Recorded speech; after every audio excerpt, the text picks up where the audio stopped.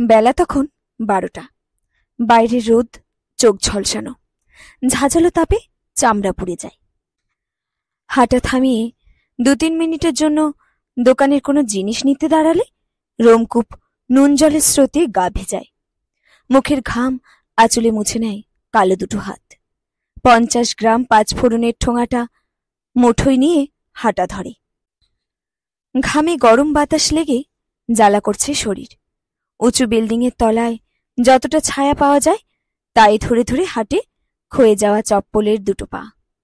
যে পায়ের নখ ক্ষয়ে গিয়েছে, যে পায়ের পাতার আকার ছড়ানো, আঙুলগুলো ফাঁকা ফাঁকা, বুড়ো আঙুলের গোড়ার কাছটা একটু বাইরের দিকে ঠেলা। চটিচোড়া সিঁড়ির তলায় ছেড়ে সেই পথযুগল এখন সিঁড়ি চড়ছে। 1, 2, 3, 14টা সিঁড়ি। 3 তলার প্রথম ডান দিকের দরজা। করবী বৌদির বাড়ি। দরজার বেল দিয়ে যতক্ষণে দাঁড়ানো ততক্ষণে নুন জল আরো গা দিয়ে গড়ানো। বৌদি দরজা খুলতে দেরি করছে মানে নিশ্চয়ই বাথরুমে, কুট্টুস স্কুলে, দাদা তো কোন সকালে বাইরে গেছে, আর মাসিমার হাঁটু ব্যথা, বুড়ি তাড়াতাড়ি কিচ্ছু করতে পারে না। তা ঠিকই ঠাওর করেছে। দরজা খুলল আজ মাসিমাই। কি রে মঞ্জুর মা, এত দেরি করলি কেন? তোর বৌদি এতক্ষণ তোর অপেক্ষা করে তারপর বাসি ঘর ঝেড়ে গেল স্নান সারতে। আজ অশোক ষষ্ঠী জানিস না? জানি গো জানি। ওই যে ওদিকের জলি বৌদির শাশুড়ি বলল কি না, ও মঞ্জুর মা একটু 5 ফোড়ন কিনে দিয়ে যাও। ওইতেই যা দেরি হলো মাসিমা। মঞ্জুর মা দরজার পাশ থেকে ঝাঁটা বের করে। মাসিমা ভুরু কোচকায়। ওই দেখো, আবার ঝাঁটা বের করে কি হবে? শুনলি না বৌদি ঝাড় দিয়ে স্নানে গেছে? তবে আর কি, বাসন ধুয়ে আসি। বাথরুম তো বন্ধ, ঘর মোছার জল নেব কোত্থেকে? কেন, বারান্দার কল থেকে নে। বারান্দার কলের জল বড় সরু হয়ে পড়ে, তাই সময় লাগে বালতি ভরতে। বাথরুমে কলের ফোর্স ভালো, কিন্তু ওই দেরি করে আসায় বুড়ি শাস্তির কথা ভেবেই রেখেছে। মঞ্জুর মার বড় রাগ হয় বুড়ির উপর। বৌদি থাকলে ঠিক বলতো, আগে বাসন কটা মেজে নে। রাগে গজগজ করতে করতে মঞ্জুর মা বারান্দার কলের নিচে বালতি রাখে। সুরে গান গায় বারান্দায়। বাইরে রোদ, এদের গ্রিল ঘেরা বারান্দা। সানশেডের জন্য রোদ আসে না, একটা শহুরে হাওয়া তাপ ছড়াচ্ছে। সামনের রাস্তায় সবজি ঠেলাওয়ালা আর সুরেশ মিস্ত্রির বউ আশনায় করছে। একটা লাল আইসক্রিম মোহন সবজিওয়ালা ঠুসে ঠুসে দিচ্ছে সুরেশের বউ সোনার মুখে। মঞ্জুর মার চোখের সামনে ভাসে কতগুলো রংচটা ছবি। দেশের বাড়ি, নিচু মাটির ঘর, ঘরে পাখা নেই, পেটে ভাত নেই। বাপ কুমার পাড়ায় মাল পৌঁছাবার কাজ করে। একটা ভ্যান গাড়ি ছিল মণ্ডলদের, তাই ভাড়া দিয়েছিল বাপকে। হারিয়া খেয়ে বাপটা অর্ধেক দিন পড়ে থাকত কুমারপাড়ার মোড়ের বেলগাছটার তলায়। দুপুরে পান্তা খেত মা মেয়েতে। মাকে শুতে দেখেছে গ্রামের মোড়ল সুরদাস মল্লিকের সঙ্গে। ওই মল্লিকের পয়সায় সংসার চলত ওদের। কি রে মঞ্জুর মা, যতক্ষণ বালতির জল ভরছে ততক্ষণে ফার্নিচারগুলো ঝাড়পোস্ত করতে পারিস বাপু? কথা তো সেই রকমই ছিল।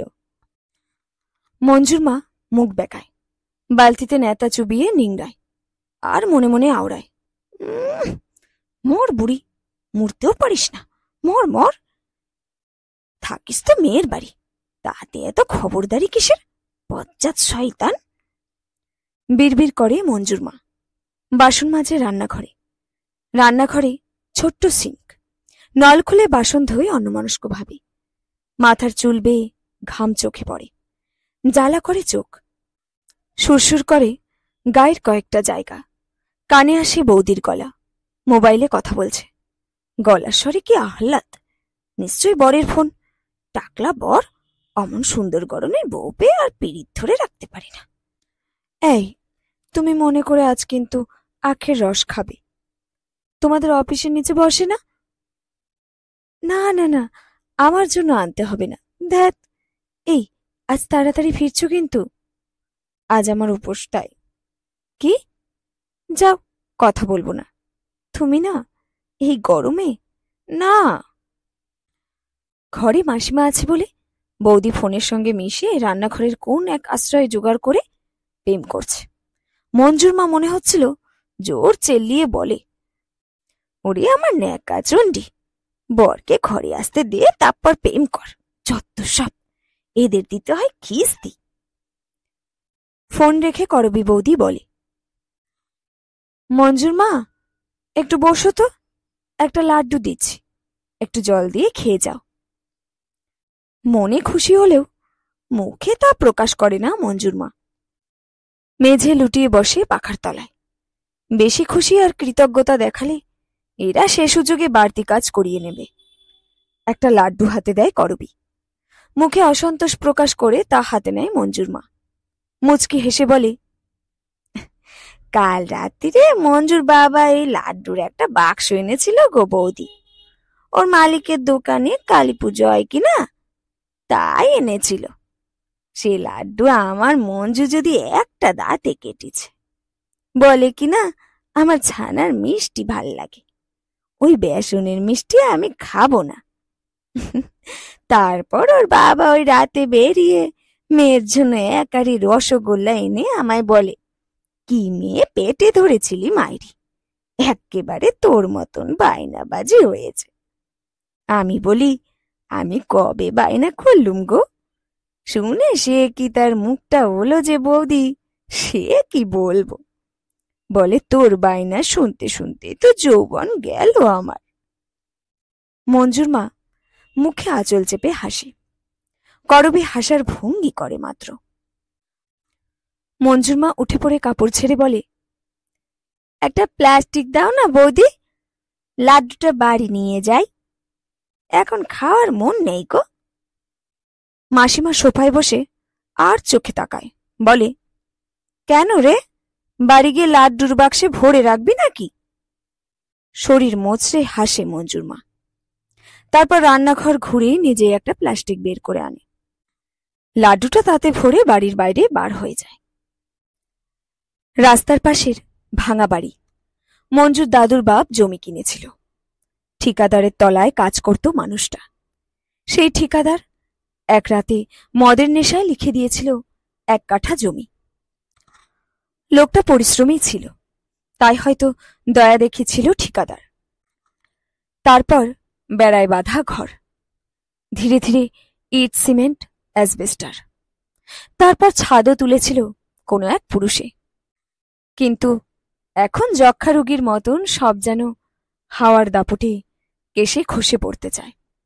কিন্তু কোনো এক অলৌকিক বলে ভগ্ন জীর্ণ পাথরগুলো একে অপরের হাত আলগাভাবে ধরে দাঁড়িয়ে, দেওয়ালের ইট কঙ্কালের খুলির দাঁতের সেটিংয়ের মতন দাঁত বের করে দাঁড়িয়ে। প্লাস্টার হয়নি কোনো কালে, জল চুইয়ে ইট ভিজে রয়েছে। বাড়িটা নিচু রাস্তায়, উঁচু হওয়ায় ড্রেনের জল ঘরে ঢোকার মুখে সবসময় কালো কাদায় ভরা। ঘরে ঢোকার মুখে একটু লাফ দিয়ে সামনেটা পার করতে হয় রোজই। আজ ঘরে ঢুকে চোখ যায় বিছানায়। খাটে একটা নতুন প্রিন্টেড চাদর পাতা, ম্যাচিং করা বালিশ কভার। তার উপর শুয়ে আছে রোগাটে সাদা চেহারার মঞ্জু। এই মেয়েটার নামেই ওর পরিচিতি। ওর নিজের নাম তো তারা। এ নামটা মোটেও ভালো লাগে না ওর। ওর শুনতে ভালো লাগে মঞ্জুর মা। কাছে এসে মঞ্জুর মাথায় হাত রাখে। গা পুড়ে যাচ্ছে মেয়েটার। প্রায় 7 দিন হলো জ্বর সারে না যে। দোকানে বলে ওষুধ নিল, কিন্তু কই, কিছু তো উপায় হয় না। মেয়ের মাথা কোলে তুলে বলে, কোথায় কষ্ট হচ্ছে মা তোর? মেয়ে অতি কষ্টে চোখ টান টান করে আবার চোখ বোঝে। বাইরে তালু ফাটা রোদ, ভারী লু বইছে, কিন্তু মঞ্জুর মার হুঁশ কোথায়? দৌড়াতে দৌড়াতে আসে পাড়ার ওষুধের দোকানে। একটার পর কোন দোকান খোলা থাকে? একটা দোকান আছে মেন রাস্তার ওপারে, 24 ঘন্টা খোলা। কিন্তু ওরা কি মঞ্জুর মার কথা শুনবে? এর আগে তো কোনোদিন যায়নি ও দোকানে। রাস্তা দিয়ে যাচ্ছিল পল্টুর বাপ। রিকশার সওয়ারি নামিয়ে খালি রিকশায় ফিরছে। মঞ্জুর মা ডাকে, ও পল্টুর বাবা, শুনো না দাদা। পল্টুর বাপ রিকশার প্যাডেল থামায়, ব্রেক কষে। মেয়েটার বড় জ্বর, চোখ খুলতে পারতেছি না। কি করি গো দাদা, বড় বেপদ যে। এত দুপুরে কোথায় ডাক্তার পাবে গো? তার চাইতে এখন মাথায় ঠান্ডা জল ঢালো, জলপট্টি করো, তারপর বিকেলে নয় ডাক্তারখানায় যেও। এখন তো হাসপাতালে গেলেও ডাক্তার পাবে না। লাঞ্চ টাইম না? লাঞ্চ টাইম মানে দুপুরের খাবার। একটা বড় খাবার খেতে হয় দুপুরটায়, তা জানি মঞ্জুর মা। খিদে পেট জ্বলছিল উড়ো, কিন্তু মঞ্জুটা যে জ্বরে বেহুশ। লাগাতার জলপট্টি করে প্রায় 1 ঘন্টা পর জ্বরটা নামে মঞ্জুর। চোখ পিটপিট করে হাসে মেয়েটা। বয়স 8, খেদা নাকটা হয়েছে বাপের মতন, চোখ আর ভুরু মার মতন, ছোট লম্বা চোখ আর বেটে ভুরু। হাসলে ভারী মায়া আসে। গায়ের রংটাই শুধু আজব ফর্সা, না বাপের এমন রং, না মায়ের। মঞ্জুর মাকে ওর বর বলে তেল কুচকুচে সাপ। হি হি হাসে মঞ্জুর মা। এই অবেলায় কি আর রাঁধবে? মেয়েকে বলে, ও মঞ্জু, লাড্ডু খাবি? শুয়ে শুয়ে মাথা নাড়ে মেয়ে। মেয়ের মুখে লাড্ডু ধরলে সে বড় একটা কামড় বসায়। খিদে পেয়েছে গো, 2 কামড়ে শেষ। লাড্ডু শেষ হতে মঞ্জুর মা গাল দেয় করবী বৌদির মাকে। শয়তান বুড়ির বেশি বেশি কথা। কেন, হাতে আর 2টো লাড্ডু দিতে পারতিস না বুড়ি? থাকিস তো জামাইয়ের ঘাড়ে, তার আবার ফটর ফটর কথা। তেমন হয়েছে টাকলা মরদটা, বাপ মাকে তাদের বাড়িতে ফেলে রেখে শাওরিকে ঘরে রেখে দিয়েছে। কি ভক্তি, কি পীড়িতি! বলবে আবার একা মানুষ কি করে থাকবে। দূরা দূরা। বিরক্তি আর বিদ্বেষে ঠোঁট বেঁকে আসে মঞ্জুর মার। বিকেলে ওষুধের দোকানে মঞ্জুর কথা বললে ওরা বলে, এবার ডাক্তার দেখাও মাসি, নইলে সকালে আউটডোরে যাও। শুনেই তো মাথা ঘুরে যায়। এতবারই ছুটি নিয়ে যাবে হাসপাতালে, আর আউটডোরে টিকিট কেটে লাইনে দাঁড়ানো মানে 4টিখানি কি কথা! কি ভিড় না ভিড়! সব শুনে করবী বৌদি বলল, তা নিয়ে না ছুটি মঞ্জুর মা, বাচ্চাটা ঠিক হওয়া দিয়ে কথা। দীপকের মা খ্যানখ্যানে গলায় বলল, তোদের তো আর শুধু কামাই করার বাহানা চাই। কেন, তোর মরদটা কি করে? সারাদিন তো বিড়ি ফোকে আর মাল খায়। বাপের কোনো দায়িত্বটা নেয় সে? জুলির মা বলল, এক বেলা তো, ও বেলা কিন্তু কামাই দিও না মঞ্জুর মা। কামাই সবাই করে, শুধু রোগে করে না যে, তাই এত লম্বা লাইন। কাউন্টারের মুখে জমা লোক, তারপর লাইন বেঁকেছে হাসপাতালের গেট পর্যন্ত। বাইরে চিরবিরে রোদ, হাওয়া যেন থম মেরে আছে। নাকে আসছে নিম ফলের মিঠে গন্ধ। নিম গাছতলায় বোঝা সাইকেল দাঁড় করানো, মোটর বাইক স্কুটিও আছে। মঞ্জুর মার কোলে তখন মঞ্জু, আঁচল দিয়ে মেয়ের মাথা ঢেকে দিয়েছে। লাইন আর এগোয় না। রোদে তেতে মনে হচ্ছে এবার এইখানেই পড়ে থাকবে। রক্তপেশি শুকিয়ে শরীরের আমসত্ব বনে যাবে বোধহয়। একটা বেগুনি শাড়ি পরা বউকে মনে হলো হঠাৎ বে লাইনে ঢুকছে। লাইন তখন হাসপাতাল চত্বরে ঢুকছে। মঞ্জুর মা এগিয়ে গিয়ে বলল, বলে, তুমি তো এখানে ছিলে না বাপু? একটা কালো লাল চোখ লোক এসে ধমকে চড়া গলায় বলল, কে বলল ছিল না ও? না, ছিলই না তো। আমার আগে ওই সবুজ শাড়ির দিদি ছিল, তার আগে পাজামা পরা দাদা। ও কোথা থেকে ঢুকলো? এই করেই লাইন এগোচ্ছে না, কেউ একজন বলল। সঙ্গে সঙ্গে তেড়ে মেরে এলো বেগুনি শাড়ি। একদম বাজে কথা বলবে না, আমি বরাবর এ লাইনেই ছিলাম। আমি বাজে বলছি? মিথ্যা বলছো তুমি। তোমরা লাইন চুরি করে ঢুকবে, আর যারা আগে থেকে দাঁড়িয়ে আছে তাদের দেরি করাবে? কি কি বললে? আমি চোর? বেগুনি শাড়ি অগ্নি দৃষ্টিতে আঙুল তোলে। মঞ্জুর মা রাগের চোটে সে আঙুলে ধাক্কা দেয়। ধাক্কার রেশটা সামলে উঠতে না পেরে এবার বেগুনি শাড়ি 2 কদম পিছিয়ে আবার এগিয়ে আসে হুলো বেড়ালের মতন। চোখটা তোর গেলে দেব রে হারামজাদি, তোর মুখে জুতা মারি ভাঙবো। ছুঁয়ে দেখ, একবার হাতটা লাগা দেখি। বেগুনি শাড়ি প্রায় গায়ের উপর হুমড়ি খেয়ে পড়লে মঞ্জুর মা এক ধাক্কা দেয়। সে সময় লাল চোখ সিকিউরিটি গার্ডকে ডেকে আনি, বলে, দেখুন স্যার, কি ঝগড়ুটে মেয়ে ছেলে। স্যার সম্বোধনে গার্ডের ছাতি ফুলে ওঠে। পলকে মঞ্জুর মাকে দোষী সাব্যস্ত করে সে বলে, এই তুমি লাইন ভেঙেছ, এভাবে ঝগড়া করলে সোজা বড় ডাক্তারবাবুর কাছে কমপ্লেন যাবে। রাগে তেতে ওঠে মঞ্জুর মার ব্রহ্মতালু। খেপে বলে, না থিমারি তোর মুখে হারামজাদা, ভয় দেখাচ্ছিস? চল চল তোর বড় ডাক্তারের কাছে। আমি যদি না বলিসি তুই টাকা নিয়ে লাইন বানাস, তো আমার নাম মঞ্জুর মা নয়। এবার আমি যে বড় বাবুর বাড়ি কাজ করি সে বাবুকে নিয়ে আসব। পুরো পাড়ার লোক আসবি আমার সাথে, তুই দেখ, শুধু খানিক অপেক্ষা করে। গোলমাল থামাতে অফিসের ক্লার্ক এসে ব্যাপারটা বুঝে মঞ্জুর মাকে ভিতরে ঢুকিয়ে ডাক্তার দেখানোর সুবিধা করে দেয়। ডাক্তার ভর্তি করাতে বলে, ওর নাকি অনেক রক্ত পরীক্ষা করাতে হবে। ডেঙ্গু না ম্যালেরিয়া তা ডাক্তার বুঝে নিয়ে ওষুধ দেবে। কিন্তু মঞ্জুর মায়ের ঠিক বিশ্বাস হয় না। মনে হয় ওই ঝগড়ার ঝাল মেটাতে হসপিটাল এমন বিচার করলো, নয়তো জ্বরে ওষুধ দেবে, রোগ সারবে, এই তো নিয়ম। আবার ওইটুকু মেয়েকে কেউ ভর্তি করে?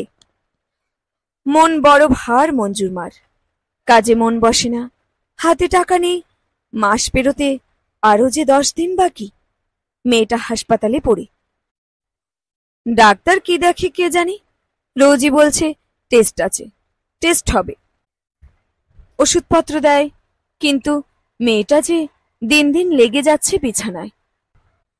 আজ 3 দিন হলো 4টে পেয়ারা কেনারও পয়সা নেই মঞ্জুর মায়ের হাতে।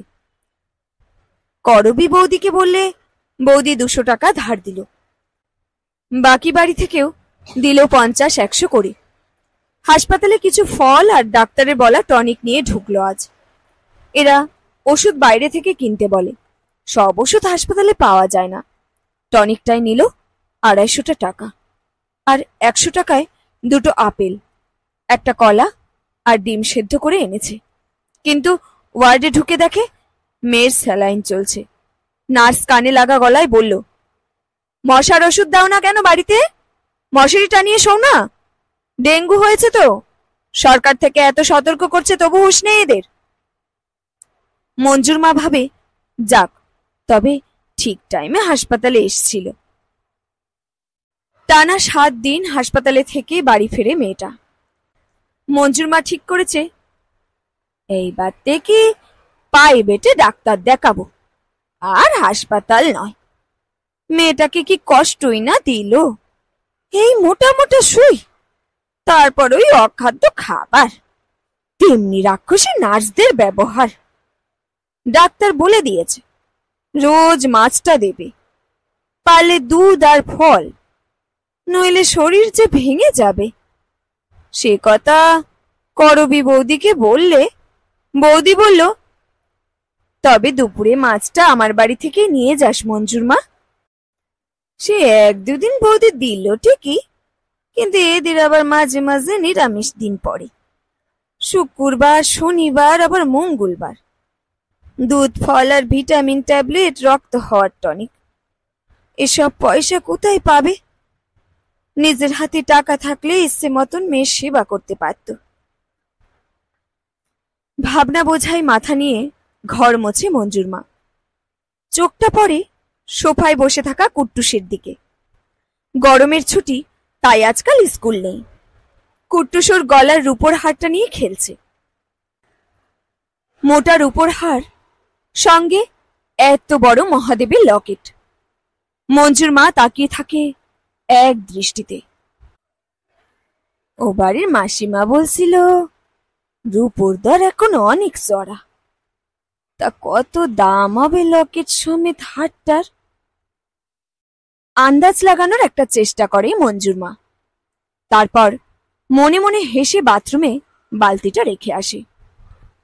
ভাবে কি সব মনে আসে। ওইটুকু কুট্টুস, মঞ্জুর মা কি ওর হার নেবে?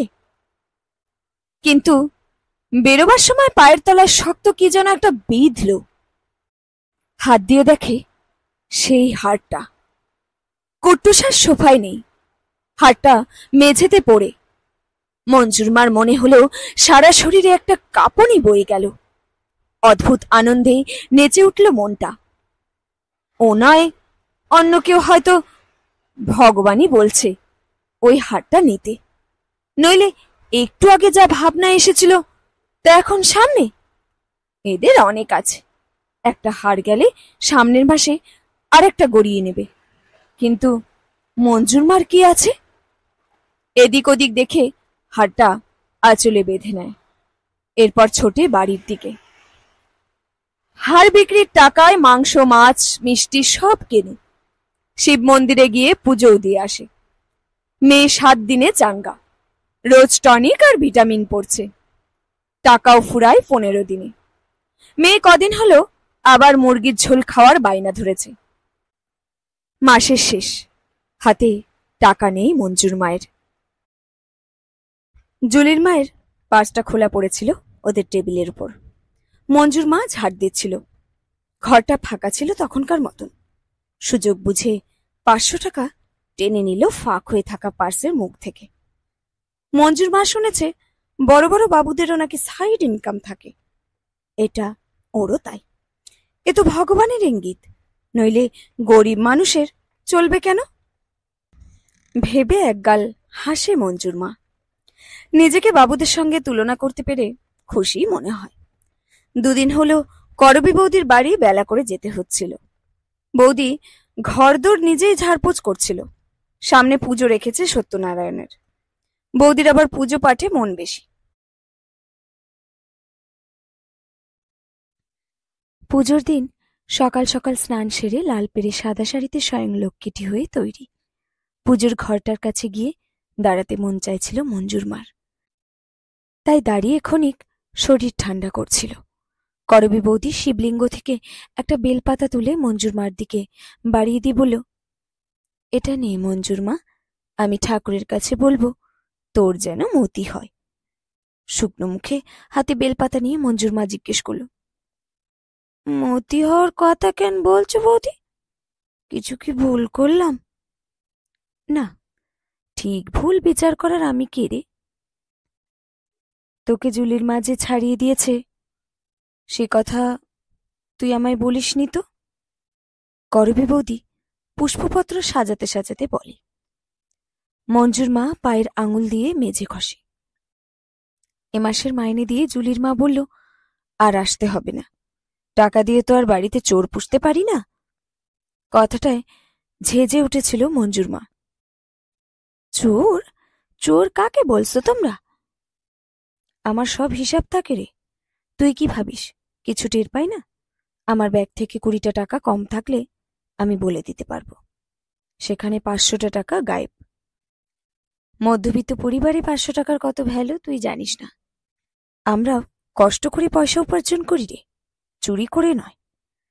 জুলির মা আর করবী বৌদির একই পাড়ায় বাড়ি, তাই হয়তো জেনে থাকবে। মঞ্জুর মার কিছু কথা বলার আগেই করবী বৌদি বলল, আমার কুট্টুসের গলার হারটা কদিন ধরে পাচ্ছি না, কাল একবার সোফার তলাগুলো ভালো করে ঝেঁটিয়ে দেখিস তো। একপাশে মাথা কাত করে মঞ্জুর মা চলে গেল। মনটা ভার হয়ে যায়। সবাই সব বুঝতে পারে তাহলে? ভগবান কি মতি দেয়নি তবে? এতদিন তবে পাপ কাজ করল নাকি? কিন্তু সামনে বিপদ এলে আগে তো সেই থেকেই বাঁচার চিন্তাই করে লোক।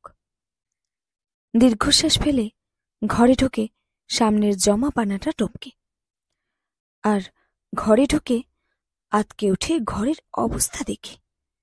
বিছানার প্রিন্টের চাদরটা মেঝেতে লোটাচ্ছে। এই চাদরটা মেলায় গিয়ে হাতিয়েছিল। ঘরে ছড়ানো কৌটো বাক্স, টিনের ট্রাঙ্কের ঢাকা খোলা, মুখ খোলা চালের টিন, চাল মেঝে ছড়িয়ে। বিছানা ছেঁড়া তোষক উল্টানো। মঞ্জু খাটের পায়া ধরে বসে ফোপাচ্ছে। মেয়ের কাছে গিয়ে চেঁচিয়ে ওঠে মঞ্জুর মা। কি হয়েছিল? তোর বাপ এসেছিল? ফুপিয়ে ফুপিয়ে মঞ্জু বলল, আমায় মেরেছে বাবা। মুখে কি বিচ্ছিরি মদের গন্ধ, সব টাকা নিয়ে গেছে। বারণ করলুম, বলল চুপ শালা, নইলে মেরে মুখ ভাঙব। আমার বাড়ি দখল করে আছিস, পয়সা দিবি না মানে? মা, বাবা এমন কেন গো? পল্টুর বাবাটা কত ভালো। মা, পল্টুর বাবা আমার বাবা কেন হয় না গো? রোজ দিন পল্টুকে রিকশায় ঘোরায়। সেদিন কাঠি আইসক্রিম আর আলু ভাজা কিনে দিল। মেয়ের চোখ মুছে দীর্ঘশ্বাস ফেলে মঞ্জুর মা। এর আগেও এরকম হয়েছে বহুবার। তখন মার খেয়েছে ও নিজে। আজ কষ্ট হচ্ছে মেয়েটার জন্য। এই কষি মেয়েটার উপর তাকায় কি মায়া হয় না শয়তানটার? নিজেরই তো রক্ত। মুখের দিকে কিছুক্ষণ তাকায় থাকলে তো নিজেকেই দেখতে পাবে। তবু বিকেলে করবী বৌদির বাড়ি গিয়ে জানতে পারল মাসিমার স্ট্রোক হয়েছে। তাকে হাসপাতালে নিয়ে গেছে। শুনে কেন যেন সুখ হলো বড়। এ দুনিয়ায় কেউ কষ্ট পেলে মঞ্জুর মার ভালোই লাগে। মনে হয় ওর সঙ্গে শুধু খারাপটা হয় না। ওই শুধু খারাপ নয়, ওর মতন বাকিদের জীবনেও কষ্ট ও দুর্ভোগ সমানভাবে আছে। ও একাই অভাগী নয় এ সংসারে। ও একমাত্র পাপী নয়, যার কপাল বিধাতা খারাপ করে পাঠিয়েছে। তাই বুক ভরা শান্তি নিয়ে বাড়ি ফেরে মঞ্জুর মা। ভালো মনে কাজ করে লোকের বাড়ি, রোজকার মতন কাজ করে করবী বৌদির বাড়িও। বৌদির কাছে মাসিমার খবর নেয়। সরকারি হাসপাতালে ভর্তি করিছে বুড়িকে। দাদার নার্সিংহোমে রাখার পয়সা নেই। বৌদি কাকে যেন ফোনে কেঁদে কেঁদে বলে, মেডিক্লেম ছিল না রে। বাবা তো ওসব কিছু করে যায়নি। ওর পক্ষে কি এতটা টাকা একা বিয়ার করা সম্ভব? কিন্তু এখন মনে হচ্ছে প্রাইভেটে দিলেই হতো। এরা কিচ্ছু কেয়ার করছে না রে। এক একটা লেন্দি প্রসেস। আমি ওকে বলছিলাম, দেখো যদি প্রাইভেটে এখন শিফট করা যায়। খুব টেনশনে আছি। মার অবস্থা দিন দিন খারাপ হয়ে যাচ্ছে। মঞ্জুর মার খারাপ লাগে। বাসন মাজার কাজ শেষ হলে বৌদির বেডরুমে যায়, কিন্তু ততক্ষণে বৌদি বোধহয় বাথরুমে চলে গেছে। বৌদিকে আবার হাসপাতালেও যেতে হবে যে। ভাবলো একটু অপেক্ষা করে যাক মঞ্জুর মা। কিন্তু নতুন কাজ ধরেছে যে গাঙ্গুলি পাড়ায়, সেখানে দেরি হয়ে যাবে আবার। তবে বাথরুমে দরজার কাছে গিয়ে বলে আসে নয় যে ও যাচ্ছে। এই ভেবে বৌদির বেডরুম থেকে বেরোতে যাবে, তখন চোখ গিয়ে পড়ল ড্রেসিং টেবিলের ওপর একজোড়া সোনার কানের দুল চকচক করছে। মঞ্জুর মার হাত পা অবশ হয়ে আসে, ঝিম ধরে শরীরে। কিন্তু অত কিছু কি আর ভাববার সময় আছে এখন? সোনার দরজে অনেক এখন। রূপো বেচতে গিয়ে শুনে এসেছে সে। মঞ্জুর বাপ মাইনের সব টাকা নিয়ে গেছে। কি করে চালাবে পুরো মাস? কে দেবে ধার? বিদ্যুৎ বেগে দুল দুটো মুঠিতে পুড়ে নেয় মঞ্জুর মা। তারপর ঝটিতে বেরিয়ে যায় ঘর থেকে। দরজার কাছে গিয়ে জোরে বলে যায়, বৌদি আসতেছি। পুরো 3 মাস রসিয়ে খাওয়া হয়। দামি দামি জামা কেনে মঞ্জুর জন্য, একটা মোবাইল, বাড়িতে বড় করে সত্যনারায়ণ দেয়, অনেক ফল আর মিষ্টি দেয় পুজোয়। নিজেকে এই প্রথম বড়লোক মনে হয়। বড়ই ভালো লাগে। ভাবে একটা ফ্রিজ কিনলে কেমন হতো। টাকা কি কম আছে ওর কাছে? পাড়ার মিঠু বৌদি বলে, কি রে, কি করছিস তুই আজকাল? এত যে খরচের হাত বেড়েছে রে। মঞ্জুর মা ঠোঁট উল্টে বলে, আমরা ভাই যা রোজগার করি তাই খাই। ওসব জমানো ঠমানোর আর ধার ধরি নেকো। মঞ্জুর বাবা বলে, আগে ভালো করে খাওয়া, পরে চিন্তা পরে করো। শুনে পাড়ার বৌদিরা চোখ ওল্টায়। বেশ গর্ব হয় তখন মঞ্জুর মার। সকাল সকাল রোজ দিনই যেতে হয় করবী বৌদির বাড়ি। বৌদিকে হাসপাতালে যেতে হচ্ছে রোজ, কিন্তু সকালে গিয়ে কান্নাকাটি শুনে বোঝে মাসিমা গেছেন। বৌদির পাশে দাঁড়িয়ে মঞ্জুর মা সান্ত্বনা দেওয়ার ভঙ্গিতে বলে, কি করবে বলো বৌদি, যাওয়ার সময় হয়েছিল কিনা তাই চলে গেল, নইলে তোমরা কি সরকারিতে দেওয়ার লোক? বৌদি কাঁদে, কোনো উত্তর দেয় না। খুব শান্ত ব্যবহার করে কিছুদিন যাবত বৌদি। কেমন খচখচ করে বৌদির ব্যবহারে। কেন আর আগের মতন কথা বলে না বৌদি? মায়ের শোকে, কিন্তু মনে তো হয় না। দাদা কুট্টুর সবার সঙ্গে ব্যবহার ঠিক আছে, শুধু ওর বেলায় কেমন যেন বিরক্তি ভাব। মাস গেলে মাইনের টাকা হাতে পায় করবী বৌদির থেকে। হাত মুছতে মুছতে টাকাটা নিয়ে হাসি হাসি মুখে বৌদিকে বলে, টাকায় সব বৌদি, সে তুমি কি আর আমি কি? টাকা ছাড়া একটা দিন চলে না জীবনে, বলো। করবী বৌদি স্থির চোখে চায় মঞ্জুর মার দিকে। ওই চাহনি যেন কাঁপিয়ে দেয় মঞ্জুর মাকে। চোখ নামিয়ে নেয় মঞ্জুর মা। বৌদি বলে, তফাৎ আছে রে মঞ্জুর মা। আমার মায়ের অত বিপদের দিনেও আমি লোকের সম্পত্তি চুরির কথাও ভাবিনি, কিন্তু অনেকে তা ভাবে জানিস। মানুষের বিপদের সুযোগ নিয়ে তার ক্ষতি করে। তাই মানুষে মানুষে তফাৎ তো থাকেই। বিপদ সবার জীবনেই আসে, কিন্তু দেখার বিষয় হলো কে কিভাবে সেই বিপদের সঙ্গে লড়ছে। মাথা নিচু করে মঞ্জুর মা বেরিয়ে আসে। চড়া রোদ মাথায় নিয়ে হাঁটে পিচের গরম রাস্তায়। ফ্যাকাশে আকাশের দিকে চেয়ে নির্বাক প্রশ্ন রাখে, খুব কি খারাপ মানুষও? শেষ হলো আজকের গল্প জীবন, কলমে রিমা বিশ্বাস। গল্পটি রিমা বিশ্বাসের কলমে ফেসবুক পেজ থেকে সংগৃহীত হয়েছে।